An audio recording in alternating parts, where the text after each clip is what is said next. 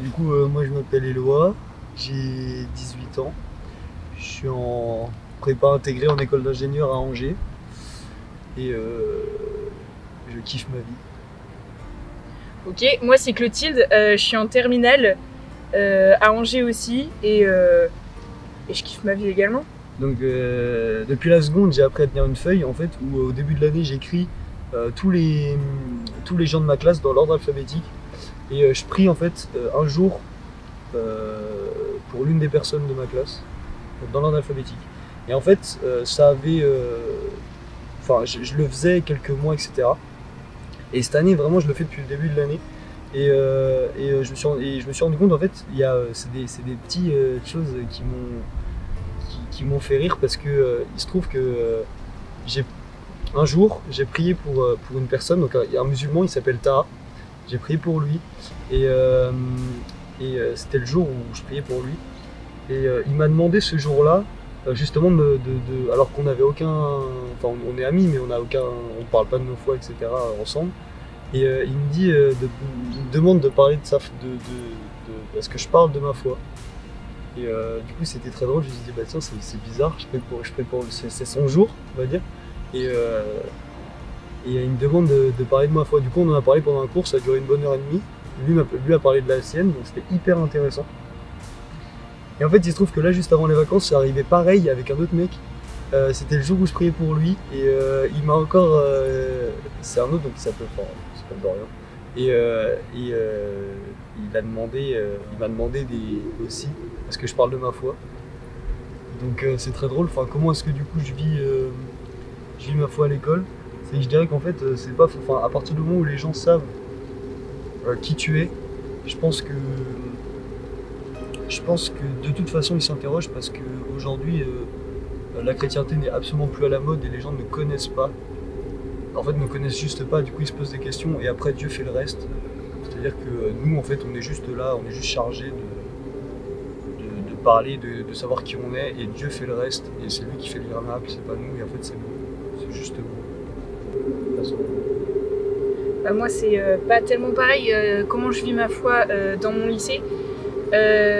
Pareil, tout le monde sait un peu que je suis catho et tout, parce que genre j'anime les messes, je fais des trucs comme ça et tout, je suis un peu branchée catho, enfin bref.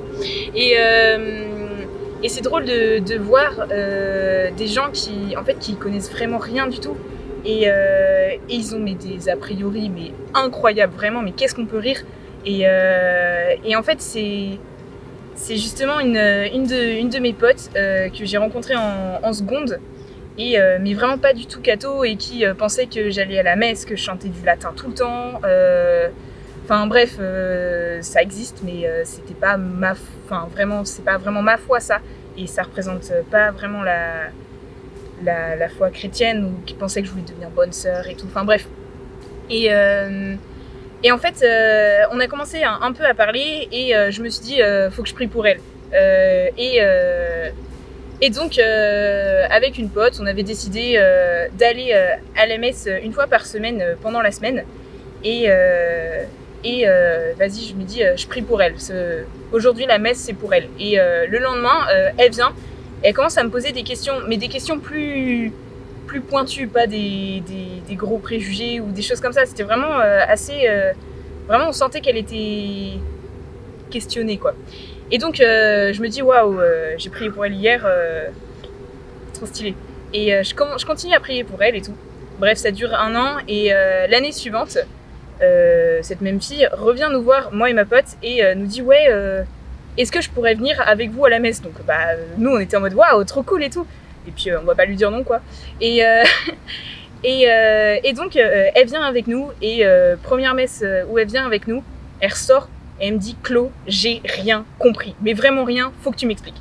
Et du coup, on avait pris l'habitude, en revenant de la messe, le chemin entre la cathédrale et mon lycée, en fait, elle me posait des questions et je lui répondais, et j'ai vachement appris du coup à parler de ma foi, et je pense que, enfin, vraiment, ça se voit, elle est touchée par ça, parce que elle voit qu'on est plein de jeunes quand même, et elle se dit waouh, et je pense que ça la questionne vraiment, et peut-être que un jour elle se fera baptiser, et je prie encore pour ça, et voilà, et c'est vachement beau de voir, parce qu'il y a plein de petites personnes comme ça qui viennent de temps en temps te poser des questions. Alors peut-être de temps en temps ça te saoule, t'as pas forcément envie de l'afficher ou autre, mais franchement ça les fait grandir eux dans leur foi et toi aussi dans ta foi, et ça c'est vachement important aussi de nous aussi grandir. Non, moi je dirais, comme disait Jean-Paul II, ouais, n'ayez pas peur, parce que en fait c'est être audacieux, c'est clairement c'est clairement notre vie de foi en fait, c'est clairement ça être chrétien. Aujourd'hui être chrétien ça suffit pas d'être dans son église et de suivre la messe ou les offices ou n'importe quoi.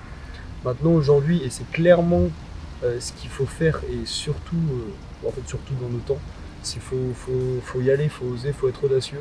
Et en fait, on remarque pas, mais souvent en étant audacieux, on a peur, parce que, enfin, parler de notre foi, on a peur, parce que comme je disais, c'est plus du tout à la mode. Mais en fait, nous, on va changer à travers ça, mais surtout les autres, et surtout les autres. Et c'est ça qui est beau, c'est qu'en fait, par rapport à quelque chose qu'ils connaissent pas du tout, par nos paroles, ils sont capables de changer avec. Et c'est Dieu qui fait tout ça, et enfin, c'est juste magnifique. Donc franchement, n'ayez pas peur, osez, soyez audacieux. Voilà. De toute façon, Dieu, il est avec toi, donc il n'y a pas de souci à se faire.